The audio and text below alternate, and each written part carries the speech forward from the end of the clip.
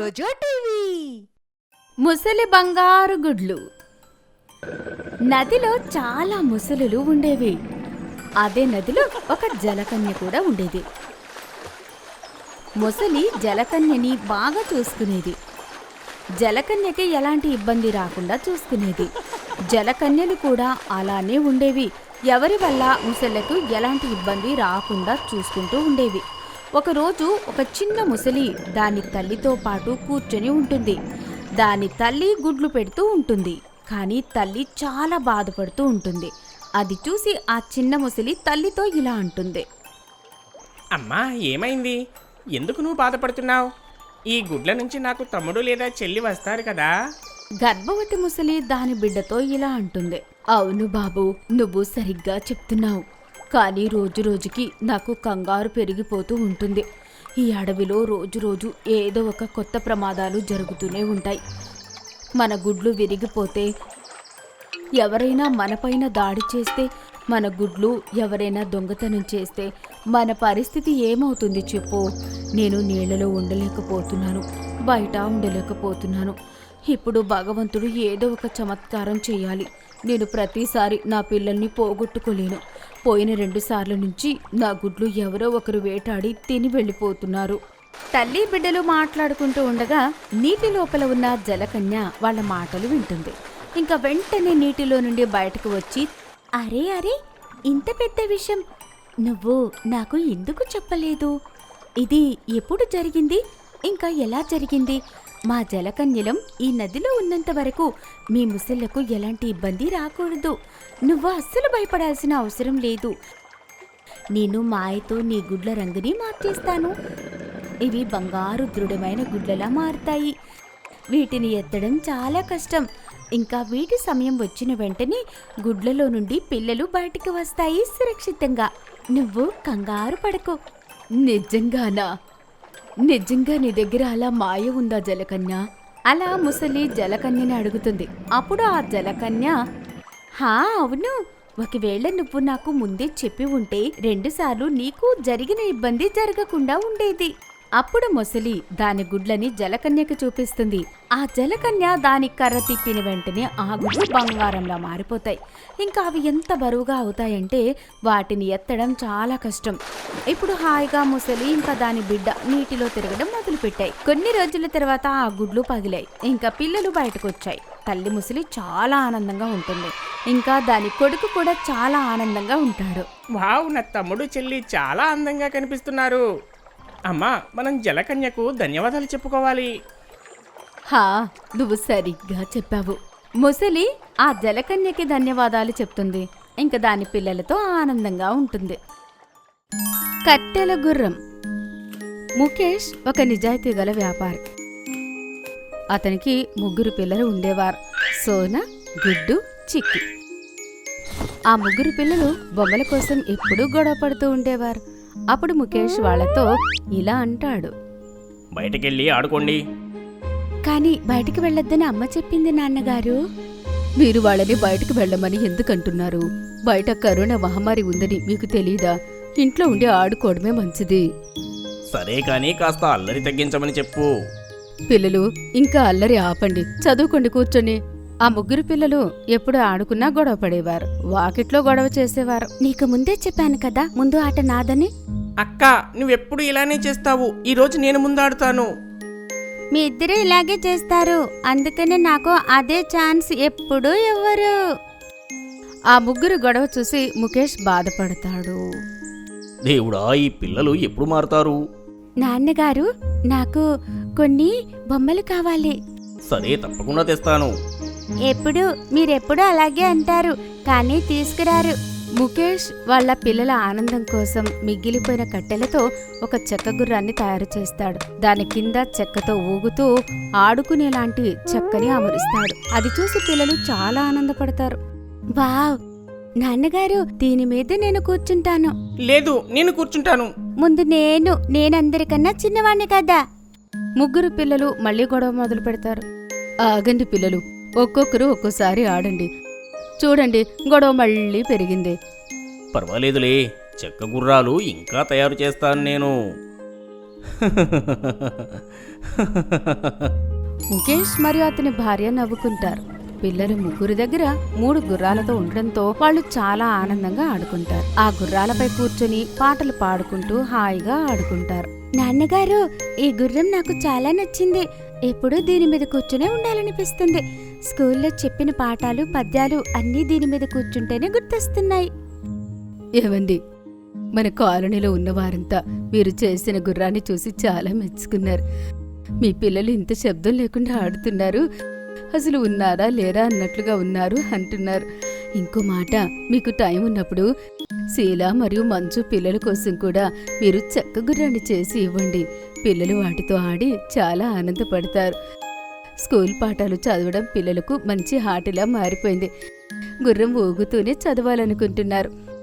మీరు ఈరోజు అన్నింటికన్నా పెద్ద మంచి పని చేశారు. నాకు చాలా ఆనందంగా కూడా అనిపిస్తుందండి మిమ్మల్ని చూస్తుంటే. అందులో గొప్పేముంది? పిల్లలందరూ కూడా ఒకటే. వాళ్ళకి నేను చెక్క గుర్రాలు తయారు చేసిస్తాను. ఈ విధంగా ప్రజలంతా ముఖేష్ని చెక్కగుర్రం బొమ్మల వ్యక్తిగా పిలవసాగారు. అలా ముఖేష్ రకరకాల చెక్కగుర్రాలు చేసి మార్కెట్లో అమ్మసాగాడు. పిల్లలందరి ముఖాలపై ఒక ఆనందంతో కూడిన చిరునవ్వు నింపాడు. ఒకరోజు నక్క ఇంకా కుక్క గొడవ పడుతూ అందర్నీ ఇబ్బంది పెడుతూ ఉంటాయి. వాళ్ళిద్దరి గొడవ ఎంత పెద్దగా అవుతుంది అంటే వాళ్ళని రాజాసింహం దగ్గరికి తీసుకుని వెళ్లాల్సి వస్తుంది. రాజాసింహానికి చాలా కోపం వస్తుంది. కుక్క ఇంకా నక్కని ఇలా అడుగుతాడు. ఏమేమిటి? మీరిద్దరూ ఎందుకంతగా గొడవ పడుతున్నారు? ఏమైనది నక్క? నక్క రాజుతో, మహారాజా, నేనేం చెప్పాలి? ఈ కుక్క ఉంది కదా, అది ప్రతిరోజు నా మామిడి పండ్లని తినేస్తుంది. నేను అన్ని చోట్ల తిరిగి మంచి మంచి మామిడి పళ్ళు తీసుకొని వస్తున్నాను. నా పండ్లు మొత్తం అది తినేస్తుంది. అలాంటి దొంగతనం నేనేం చేయలేదని అంటుంది. దాని మామిడి పళ్ళనే నేనే దొంగిలించానని అంటుంది. అయ్యో లేదు మహారాజా, అది అబద్ధం చెప్తుంది. నేనేం దాని పళ్ళు తినలేదు. ఇంకా అదే నేను దాచిపెట్టుకున్న మామిడి పండ్లను దొంగిలించి తినేస్తుంది. ఒక్కటి కూడా వదిలిపెట్టలేదు. నేను దీన్ని పట్టుకున్నాను, అందుకే అది నాతో గొడవ పడుతుంది. మామిడి పళ్ళు తెచ్చుకోవడానికి నేను చాలా కష్టపడాల్సి వచ్చింది. అదైతే నక్క, నేను కుక్కని. నేను మామిడి పండు కోసుకురావడానికి ఎంత కష్టమవుతుంది చెప్పండి. రాజాసింహం ఇద్దరి మాటలు వింటుంది. కాని ఎవరు నిజం చెప్తున్నారో కనుక్కోవడం చాలా కష్టమైపోతుంది. అప్పుడే రాజా కళ్ళు పావురం పైన పడతాయి. ఇంకా రాజా పావురంతో ఇలా అంటాడు. ఒరే చెప్పు పావురమా, ఈ సమస్యకు నీ దగ్గర ఏమైనా ఉపాయం ఉందా? చాలా మంచి ఉపాయం ఉంది. మీరు నాతో పాటు మాయా మామిడి చెట్టు దగ్గరికి రండి. వీళ్ళిద్దరినీ తీసుకుని వెళ్దాం. అక్కడ పాలకు పాలు, నీళ్లకు నీళ్లు అవుతాయి. అక్కడ మాయా మామిడి పండ్లు ఉంటాయి. వీళ్ళిద్దరిలో ఎవరైతే నిజం చెప్తున్నారో వాళ్ళు తప్పించుకుంటారు. ఇంకొకటి, ఎవరైతే అబద్ధం చెప్తారో మామిడి పండు కొరికిన వెంటనే వాళ్లకున్న పళ్ళన్నీ రాలిపోతాయి. రాజాసింహం కుక్క ఇంకా నక్కని తీసుకుని మాయా చెట్టు దగ్గరికి వెళ్తాడు. అందుకే అది మాయా చెట్టుని చూసి అక్కడి నుంచి పారిపోతుంది. నక్క రాజా సింహంతో ఇలా అంటుంది. మహారాజా, ఇది మాయా చెట్టు కదా, నేను ఇప్పుడే మీకు పండుని కొరికి చూపిస్తాను, చూడండి. మాయా చెట్టు నుండి మామిడికాయ తెంపి నక్క కొరకగానే అది తేలికగా కట్ అవుతుంది. నక్కకి ఏమీ కాదు. ఈ విషయం వల్ల అది రుజువవుతుంది కుక్క చెప్పింది అబద్ధమని, ఇంకా దొంగతనం అదే చేసింది అని. అందుకే మనం అబద్ధం చెప్పి ఎవరి మీద నిందలు వేయకూడదు. అడవిలో కోతి ఒక బట్టలు కుట్టే మెషిన్ షాప్ తెరుస్తుంది. దాని బట్టలు అందరికీ నచ్చేవి. అన్ని జంతువులు వాళ్ల కోసం దానితో బట్టలు కుట్టించుకుంటాయి. ఒకరోజు ఏనుగు దాని దగ్గరికి వస్తుంది. ఇంకా ఇలా అంటుంది. ఒరే వినన్నా, నా కోసం కూడా మంచి బట్టలు కుట్టు నువ్వు. అసలే చలికాలం వస్తుంది, చలి పెట్టకుండా ఉంటుంది, సరేనా? తప్పకుండా కుడతాను. ఇవాళ సాయంత్రం వరకు నీ బట్టలు నీకు దొరుకుతాయి. నేను ఇప్పుడే నీ కొలతలు తీసుకుంటాను. కోతి ఏనుగు కొలతలు తీసుకుంటుంది. ఇంకా సాయంత్రం వరకు కష్టపడి ఏనుగుకి బట్టలు కుడుతుంది. ఇంకా దానికోసం ఎదురు చూస్తూ ఉంటుంది. సాయంత్రం ఏనుగు వస్తుంది. అరే వా, నువ్వు నిజంగా నా కోసం బట్టలు కుట్టి తయారు చేసావు వీటిని. చాలా అందమైన రంగు, ఇంకా చాలా బాగా కనిపిస్తుంది. నీకొక విషయం తెలుసా ఏనుగన్నా? ఇంత సమయం నాకు ఏ జంతువు బట్టలు కుట్టడానికి కూడా పట్టలేదు. నీ బట్టలు కుట్టడానికి నేను చాలా అలసిపోయాను. ఈ మాట విని ఏనుగు ఇలా అంటుంది. అరే, నువ్వెందుకు కంగారు పడుతున్నావు? నా మీద వచ్చి కూర్చో, నేను నిన్ను అలా అడవిలో తిప్పుతాను. ఇక నీకున్న అలసట మొత్తం తీరిపోతుంది. ఇదైతే మంచి ఐడియానే మరి. కోతి ఏనుగు మీద కూర్చుంటుంది. ఇంకా అది అడవి మొత్తం తిరుగుతుంది. కొన్ని రోజుల తర్వాత ఏనుగు మళ్ళీ కోతి దగ్గరికి వచ్చి ఇలా అంటుంది. అరే కోతి తమ్ముడు, చాలా పెద్ద సమస్య వచ్చి పడింది నాకు. సమస్య? ఎలాంటి సమస్య చెప్పు, నేను నీకేదైనా సహాయం చేయగలనేమో. అది చూడు, నా బట్టలు ఎంత మురికిగా అయ్యాయో. వీటిని నేనెలా ఉతకాలి? నాకు బట్టలు ఉతకడం రాదు. అయితే ఏంటి, నీకు బట్టలు ఉతకటం కూడా నేర్పాలా? అయితే ఏంటి, నువ్వు నా మిత్రుడు కదా. ఈ మాట అని నువ్వు నా మనసు దోచుకున్నావు. ఇంకా పద నది దగ్గరకు. ఇద్దరు మిత్రులు కలిసి నది దగ్గరికి వెళ్తారు. ఇంకా అక్కడ కూర్చుని వాళ్ళ బట్టలు ఉతుక్కుంటారు. ఇక్కడ చూడు, ఇప్పుడు నేను నీకు నేర్పిస్తాను. ఇలా బట్టలు తీసుకో, నీళ్లలో ముంచు, సబ్బు రుద్దు, ఇంకా వీటిని జాడించు. ఇక తర్వాత బట్టలకు ఉన్న మురికి అంతా బయటకు తీసేయి, అంతే. ఇది చాలా సంతోషంగా ఉండే పనిలా ఉంది. ఏనుగు కోతి ఇద్దరు వాళ్ళ బట్టలను ఒక చెట్టు మీద ఆరేస్తారు. ఇది చూడు, ఇవాళ మన ఇద్దరం చాలా పెద్ద పని చేశాము. రేపటి వరకు మన బట్టలు ఆరిపోతాయి. ఇంకా రేపు మనం కొత్త శుభ్రమైన బట్టలు వేసుకోవచ్చు. అయితే మిత్రమా, ఇక నుంచి ఒక పని చేద్దాము. ప్రతి ఆదివారం మనం ఇక్కడికి బట్టలు ఉతుక్కోవడానికి వద్దాము. ఇది మంచిది. నువ్వు ఆదివారం సెలవు పెట్టుకో, ఏ పని చేయకు. నేను నిన్ను తీసుకోవడానికి వస్తాను. ఇంకా మనిద్దరం కలిసి ఇక్కడ బట్టలు ఉతుకుదాము. సరే. సోనా అనే ఒక ఎద్దు ఉండేది. ఆ ఎద్దు భార్య కొంతకాలం క్రితమే చనిపోతుంది.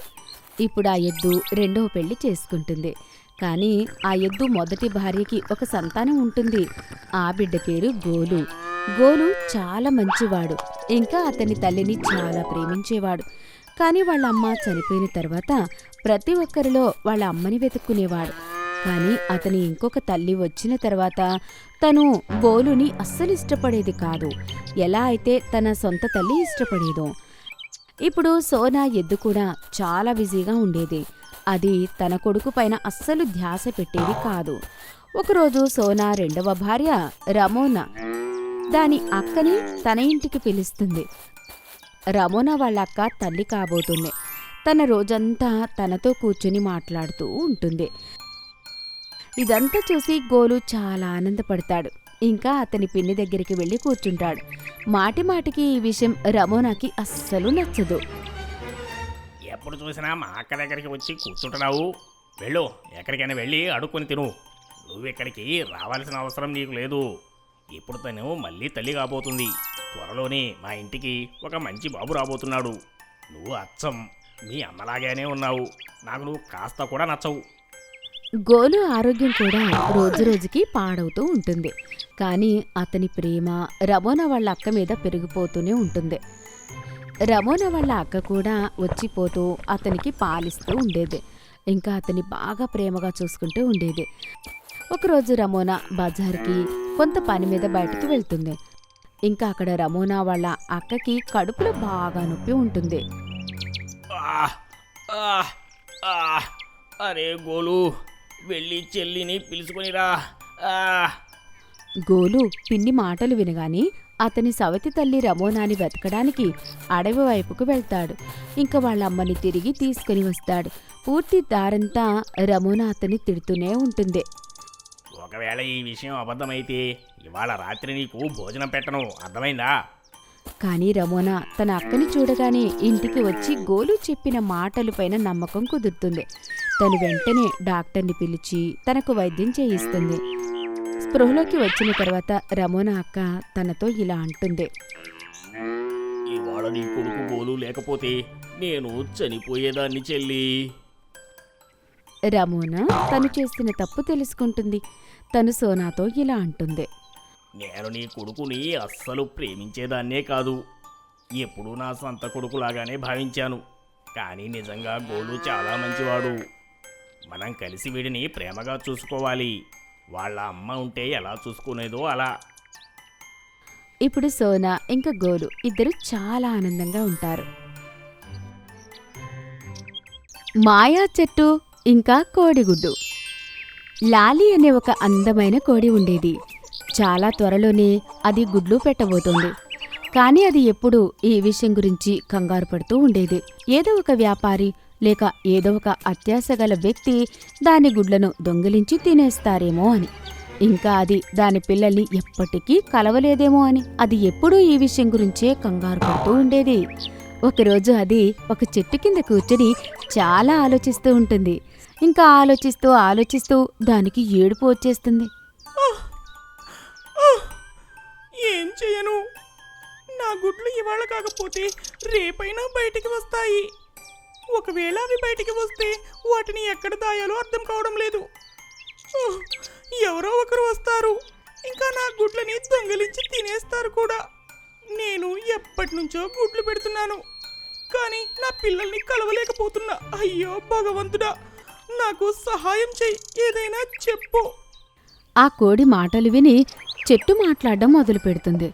ఎందుకంటే ఆ చెట్టు ఒక మాయా చెట్టు కాబట్టి. అది దాని ఆకులన్నీ చల్లుతూ కోడితో ఇలా అంటుంది. ఏమైంది? ఎందుకు ఏడుస్తున్నావు నువ్వు? ఎవరు? అరే, నువ్వు ఏ చెట్టు కింద అయితే ఉన్నావో ఆ చెట్టునే నేను. నువ్వు మాట్లాడగలవా? నేనేదో మామూలు చిన్న చెట్టును కాదు. నేను ఒక పెద్ద ఋషి తపస్సు వల్ల వచ్చిన చెట్టును. ఒక ఋషి నా చెట్టు కింద కూర్చొని తపస్సు చేసేవాడు. దాని ద్వారా మాయలు కూడా నేర్చుకున్నాను. నేను నీకేమైనా సహాయం చేయగలనా? కోడి దాని బాధలన్నీ చెట్టుకి చెప్తూ ఉంటుంది. చెట్టు గట్టిగా నవ్వుతుంటుంది. ఇదేమంత పెద్ద విషయమేం కాదు. నువ్వు నీ గుడ్లని నా చెట్టు కింద పెట్టు. నేను ఎవరు వచ్చినా కానీ వాటిని మాయం చేసి కనపడకుండా చేస్తాను. అలా జరుగుతుందా? తప్పకుండా. అయితే సరే, నేను నా గుడ్లని ఇక్కడే పెడతాను. కోడి నిర్ణయించుకుంటుంది చెట్టు చుట్టుపక్కలే ఉండాలి అని. అది గుడ్లను పెట్టిన తర్వాత చాలా ఆనందిస్తుంది. చెట్టు పగలు రాత్రి వాటిని జాగ్రత్తగా చూసుకుంటూ ఉంటుంది. ఎవరైనా ఆ గుడ్లను చూసినా కూడా వాళ్ళ దగ్గరికి వచ్చేసరికి వాళ్ళకి గుడ్లు కనబడకుండా పోతాయి. పిల్లలు బయటికి రాగానే కోడి చాలా ఆనందిస్తుంది. నీకు చాలా చాలా ధన్యవాదాలు. నా ముగ్గురు పిల్లలు చాలా జాగ్రత్తగా ఉన్నాయి. ఇప్పుడు నేను నా గ్రామానికి తిరిగి వెళ్తున్నా. మాయా చెట్టు, నువ్వు అన్నిటికన్నా నా మిత్రుడివి. నేను నీకు రాఖీ కడతాను. చెట్టు చాలా ఎమోషనల్ అవుతుంది. కోడి తన పెద్ద తాడుని తెచ్చి చెట్టుకి కడుతుంది. ఇంకా దానికి సెలవు చెప్పి ఆనందంగా తన ఇంటికి తిరిగి వెళ్ళిపోతుంది. ఎలుక ఇంకా పిల్లి ఎప్పుడూ గొడవ పడుతూనే ఉండేది. ఈ విషయం రాజసింహానికి తెలుస్తుంది. రాజసింహానికి అనిపిస్తుంది ఇద్దరి మధ్య గొడవ తీరిపోవాలి అని, ఇద్దరు మంచి మిత్రులాగా మారాలి అని. బాగా ఆలోచించిన తర్వాత రాజు ఒక ఉపాయం ఆలోచిస్తాడు. ఎలుక, పిల్లి, కుందేలు, నేను చెప్పేది మీరు వినండి. నాకు తెలుసు మీరు ముగ్గురు ఒక విచిత్ర రకమైన జంతువులు అని. నా సభలో పాల్గొనడానికి మీకు అర్హత ఉంది అని నేను అనుకోవడం లేదు. కానీ ఈ సంవత్సరం మీలోని ఒక ఇద్దరు నాకు సలహాదారులుగా ఉంటారు. మీ తెలివితేటలు నాకు బాగా నచ్చాయి. అయితే చెప్పండి, మీ ముగ్గురులో ఇద్దరు ఎవరు నాకు సలహాదారులుగా మారతారు? ఇంకా మిగిలిన వాళ్ళని నేను వేరే విభాగంలోకి మార్పిస్తాను. అది మీరే తెలుసుకోండి. నాకు సలహాదారులుగా ఉండే భాగ్యాన్ని ఎవరికి కలిగించను. అలా వినగానే ముగ్గురు ఒకరికొకరు కొట్టుకుంటూ ఉంటారు. చూడండి, ఇప్పటి వరకైతే మీరు ఇంటికి తిరిగి వెళ్ళొచ్చు. మళ్ళీ మీరు తిరిగి సాయంత్రానికి నా దగ్గరకు చేరుకోండి. అప్పుడు చెప్పండి, ఎవరి స్నేహం బాగుంటుందో వాళ్ళిద్దరూ నాకు సలహాదారులుగా ఉంటారు. ఎందుకంటే ఈ గొడవలు రోజు నేను చూడలేను. అలా చెప్పి రాజసింహం అందరినీ అక్కడి నుంచి పంపించేస్తాడు. అప్పుడు ఎలుక కుందేలు దగ్గరికి వెళ్తుంది. నేనేమంటానంటే కుందేలు, మనం మొదటి నుంచి మంచి మిత్రులమే. ఇప్పుడు ఈ స్నేహాన్ని పక్కా చేసుకుని మనమే సలహాదారులం అవుదాం. కుందేలు తలకాయ ఊపుతుంది. కానీ కుందేలు తల ఎంత మెల్లగా అవుతుంది అంటే దానివల్ల ఎలుకకి అర్థమైపోతుంది. అరేరే, ఈ కుందేలు ఎంత బలహీనంగా ఉంది అంటే తల ఊపడానికి 5 నిమిషాలు పట్టింది. ఆ, ఇదేం సలహా ఇస్తుంది? దీని మాయలో పడితే నా ఉద్యోగం కూడా పోతుంది అనిపిస్తుంది. పిల్లితోనే మాట్లాడితే బాగుంటుందని. ఎలుక కూడా ఈ విషయం ఆలోచిస్తుంది. అంతలో అక్కడికి పిల్లి వస్తుంది. ఎలుక ఇంకా పిల్లి మాట్లాడుకోవడం మొదలు పెడతారు. చూడు పిల్లి, జన్మ జన్మల మన శత్రుత్వాన్ని ఇప్పుడు మనం అంతం చేసే సమయం వచ్చింది. తెలివిగా ఆలోచిద్దాం. నాతోని స్నేహం చెయ్యి. ఆ తర్వాత మనమిద్దరం సభకి వెళ్దాము, సరేనా? హరి, మనమేంటి, మన కుటుంబం మొత్తం హాయిగా ఇంట్లో కూర్చొని తింటుంది. సరిగ్గా చెప్పావు. ఇవాటి నుంచి మన స్నేహం బలపడింది. పిల్లి ఇంకా ఎలుక వాళ్ళ శత్రుత్వాన్ని అంతం చేసి పూర్తి స్నేహంగా రాజసింహం దగ్గరికి వెళ్తారు. రాజసింహం వాళ్ళని చూసి చాలా ఆనందపడతాడు. ఇంకా వాళ్ళిద్దరిని అతని సలహాకారులాగా ఎన్నుకుంటాడు. కుందేలుని సంగీత విభాగంలోకి పంపిస్తారు. అప్పుడు అది హాయిగా వెళ్ళి అక్కడ పడుకుని ఒంట్లో బాగా లేకపోయినా కూడా విశ్రాంతి తీసుకుంటూ సంగీతం వినేదే. ముసలి నానమ్మ ఆకలి కాకి. ఒక గ్రామంలో ఒక ముసలావిడ ఒంటరిగా ఉండేది. తను తన పెరట్లో కాస్త వ్యవసాయం చేసి ఆ కూరగాయలను బజారులో అమ్మి తన జీవితం గడిపేది. ఒకరోజు తన కూరగాయలమ్మి తన ఇంటికి తిరిగి వస్తూ ఉండగా తనకి తన ఇంటి ముందు ఒక కాకి గాయపడి ఉండి కనిపిస్తుంది. దాని దగ్గరికి ఆ ముసలావిడ వెళ్తుంది. అరే అరే, ఏమైంది? ఏం జరిగింది నీకు? ఎందుకు ఇలా పడిపోయావు? అయ్యో పాపం, లేవు. అలా చెప్పి ఆ ముసలావిడ కాకిని ఎత్తుకుని తన ఇంట్లోకి తీసుకుని వెళ్తుంది. ఆ కాకి దెబ్బకి మందు రాస్తుంది. దానికి తినడానికి రొట్టె, తాగడానికి నీళ్లు ఇస్తుంది. నీళ్లు తాగిన వెంటనే దానికి స్పృహ వస్తుంది. స్పృహ రాగానే కాకి దాని తోక ఊపుతూ ముసలావిడికి ధన్యవాదాలు చెప్పుకుంటుంది. నువ్వు కంగారు పడుకో, నీ దెబ్బ త్వరలోనే నయమవుతుంది. ఇంక నువ్వు చక్కగా ఎగురుతావు. 3-4 రోజులు ఆ ముసలావిడ కాకికి బాగా సేవ చేస్తుంది. ఒకరోజు ఉదయం ఆ ముసలావిడ నిద్ర లేచి చూసేసరికి అక్కడ ఆ కాకి ఉండదు. అరే, ఈ కాకి ఎక్కడికి పోయింది? కొంపతీసి దీన్ని పిల్లెత్తుకెళ్ళలేదు కదా. అప్పుడే ముసలావిడకి తన వాకిట్లో ఉన్న చెట్టు పైన కావు కావు అనే అరుపు వినిపిస్తుంది. ముసలావిడ చూసేసరికి కాకి చాలా బాగా అయిపోతుంది. ఇంకా చెట్టు మీద కూర్చుని కావు కావు అంటూ ఉంటుంది. అచ్చా, ఇప్పుడు నువ్వు బాగైపోయావు. అయితే నువ్వు ఎక్కడికైనా చక్కగా ఎగరగలుగుతావు. ముసలావిడ అలా అనగానే అది ఎగురుకుంటూ వచ్చి ముసలావిడ ముందు కూర్చొని ఇలా అంటుంది. లేదమ్మా, నేను ఎక్కడికి వెళ్ళను. నేను మీతో పాటే ఉంటాను. అరే, నువ్వు మాట్లాడగలవా? అవునమ్మా, నేను మాట్లాడగలను. అప్పటి నుంచి కాకి ఆ ముసలావిడతోనే ఉంటూ ఉంటుంది. ఒకరోజు కాకి బయట నుంచి ఇంటికి వచ్చి చూసేసరికి ముసలావిడ అనారోగ్యంతో పడి ఉంటుంది. తనకి చాలా జ్వరంగా ఉంటుంది. ఆ నొప్పితో తను పడుకుని అరుస్తూ ఉంటుంది. కాకి మెల్లిగా తను కాళ్లతో నీళ్లను తెచ్చి ముసలావిడకు తాగిస్తుంది. నీళ్లు తాగిన వెంటనే ముసలావిడికి స్పృహ వస్తుంది. అప్పుడు కాకి ఇలా అంటుంది. మీరు కంగారు పడకండి, నేను ఇప్పుడే వెళ్ళి డాక్టర్ని తీసుకొస్తాను.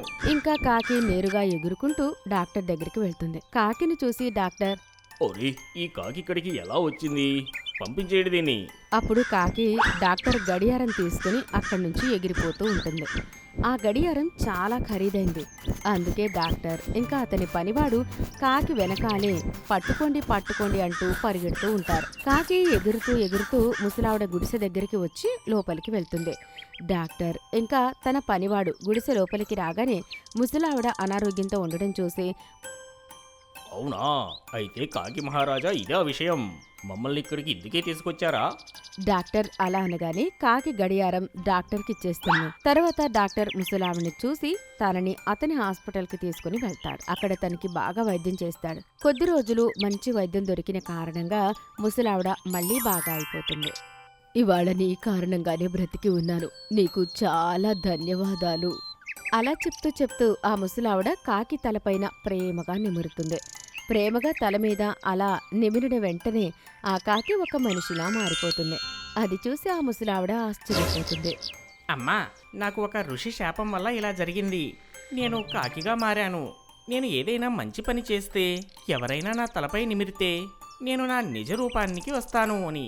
ఇవాటి నుంచి నువ్వే మా అమ్మవి, నేనే నీ కొడుకుని. ఇలా ఇప్పుడు ముసలావిడ ఒంటరి కాదు, తనకి ఒక కొడుకు ఉన్నాడు. ఇంకా ఆ మాయా కాకికి కూడా శాపం నుండి విముక్తి లభిస్తుంది. ఇంకా ఎప్పుడూ అతను ఆవిడతో కలిసి ఆనందంగా ఉన్నాడు. మాయా చెట్టు ఇంకా కోడిగుడ్డు. లాలి అనే ఒక అందమైన కోడి ఉండేది. చాలా త్వరలోనే అది గుడ్లు పెట్టబోతోంది. కానీ అది ఎప్పుడూ ఈ విషయం గురించి కంగారు పడుతూ ఉండేది.